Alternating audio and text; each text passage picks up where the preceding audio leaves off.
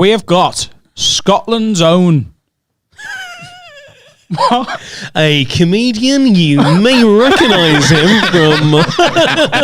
Thanks for coming in. It was very local BBC radio, that. It was. Well, this is like a level below that, isn't it? Which is No. Having done all of the BBC radios, I can tell you this is a step above 95% of them. Oh, fucking awesome. Do you know, it was actually 2 years ago yesterday. You know when I won that award? The Dave's Best Joke at the Fringe thing, right? They put you in a box. So in BBC Radio Scotland, right, there's a room about the size of that coffee table, right? And it's just a little machine with headphones. And they put me in there at 7 o'clock in the morning. And we're like, right, so you're going to speak to every radio station from the BBC in the UK. And I was like, what? So then it'll just like start playing like Mr. Brightside or something. Then it'll go, right, that was The Killers with Mr. Brightside. We're back here on Radio Sheffield. My name's blah, blah, blah. And we've got Adam Rowe. Adam, can you tell us, what's this joke you've won an award with, mate? And you tell the joke. Then they don't laugh.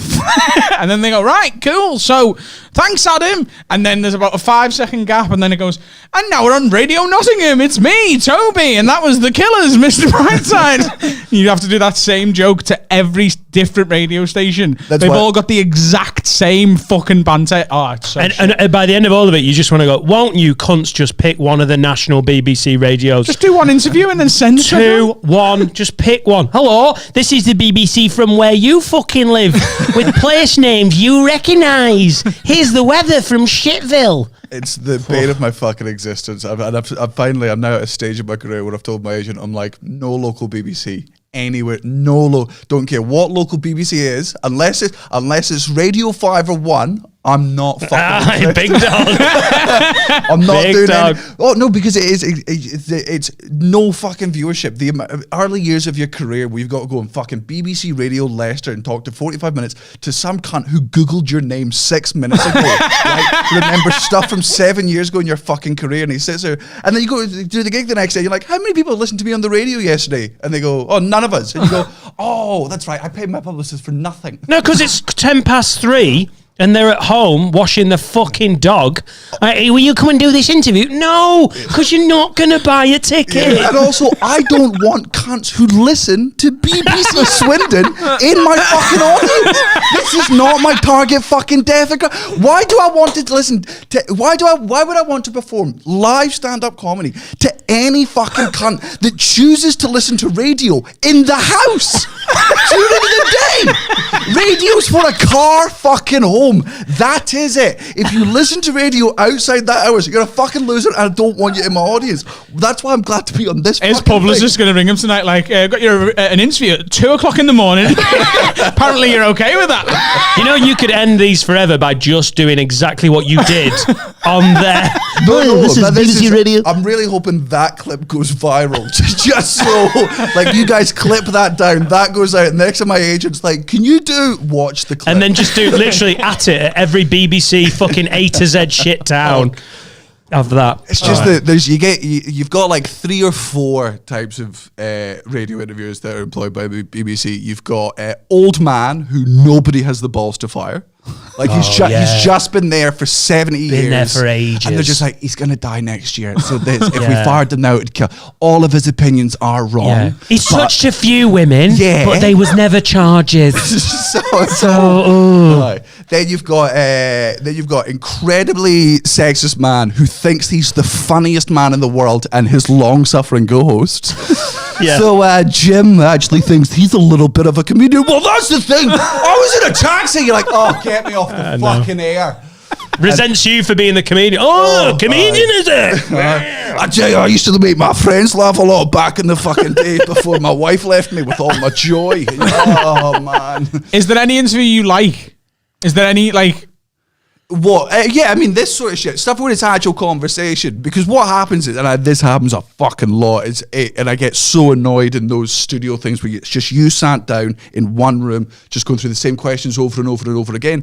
And it's got to the point where I get bored and I just start saying things that I know shouldn't make it to air, but they don't have the balls to cut it off. Jared Christmas is one of my favorite, great comic, did one of my favorite ever things I've ever seen on the radio, and I hope he still does it. It's my first time doing Radio 1, right? When I was like 18, 19, I was doing like literally a 2-minute interview during the Fringe, right? And I thought it was the biggest thing in the world. I thought it was my big break. Jared Christmas is there, and he's been in the business, so he knows it's fuck all and it doesn't matter. And he goes, I'm going to say cunt on the radio.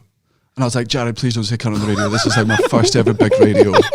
Please don't say cunt on the radio. My grand's listening to this because I'm about to be on the radio. Can you not say cunt on the radio? He's like, I'm going to say cunt on the radio. I'm going to say cunt on the radio 7 times. And I was like, Jared, please don't say cunt on the radio. Please don't. Right?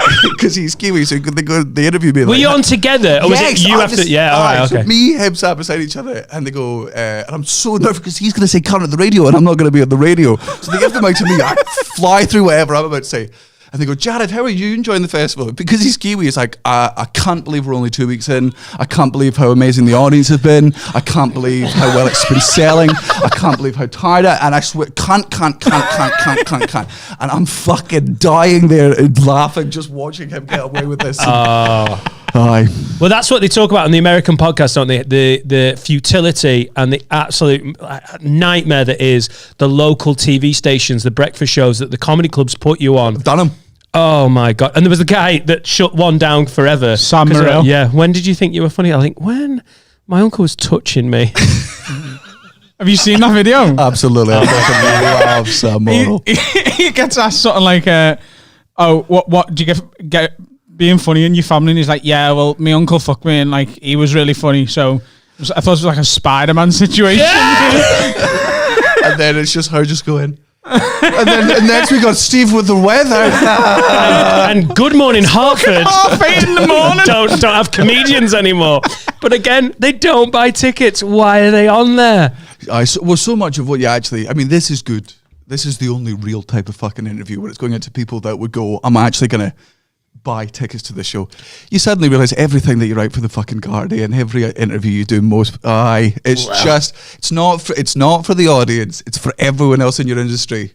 Right. So that's exactly what I've never heard it put so succinctly. It's for everyone in the industry. Yeah, going, hey, this is where I am within the industry. Literally nobody outside of this gives a wet hot shit. Yeah. Nobody, none of my audience have ever given a fucking shit about any interview I've done in the Guardian, in the Telegraph, any review I've ever got. I guarantee no audience member has ever given a fucking shit. I've never liked Daniel Sloss, but I read something really witty in the Guardian, and I've been a big fan ever since. Yeah. And ever since then, I don't mind the fact that he says cunt all the Where do you think, can I ask you a question? Where do you think your audience comes from? Because you've built it mainly from live, which like to a lot of people seems like the long route done it. Aye. But you've done it quite fucking quickly.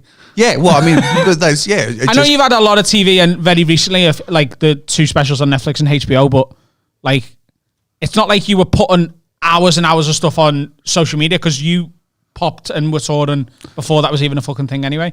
Yeah, I mean, I've had a fair few good breaks in my career, and then also just took advantage of them and actually, nailed them and worked. Smashed it. Yeah, like look, this is it would be a wonderful world if all of comedy was a meritocracy, and I think sometimes it is, but there's a lot of time we know comedians who are funnier than us who just will not ever be. Who? Come on, Mark Nelson. Mark Nelson's always okay. Name another one. Yeah, fuck him.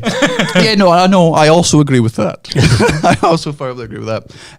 But also working enough to when you get the next opportunity, because like to be like, all right, you've got an opportunity to smash this.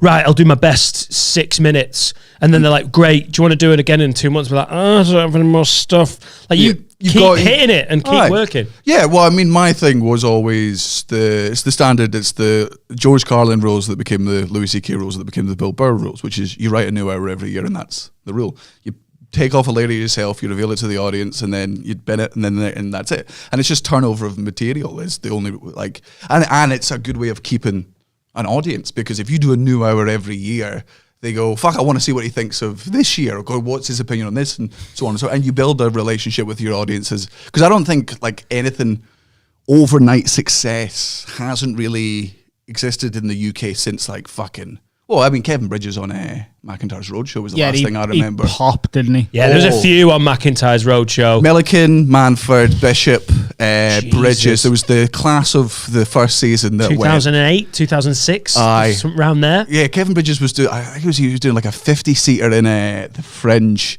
and that sold out with it, like after McIntyre's Roadshow had gone, it sold out in like 30 fucking minutes, and then he added in like 3 Pleasance Grand ones and like all in fucking June as well. Aye. Yeah, I've sold out my Edinburgh run. When did you sell it out? 4 months before Edinburgh. Do you think maybe we should have got a bigger fucking venue?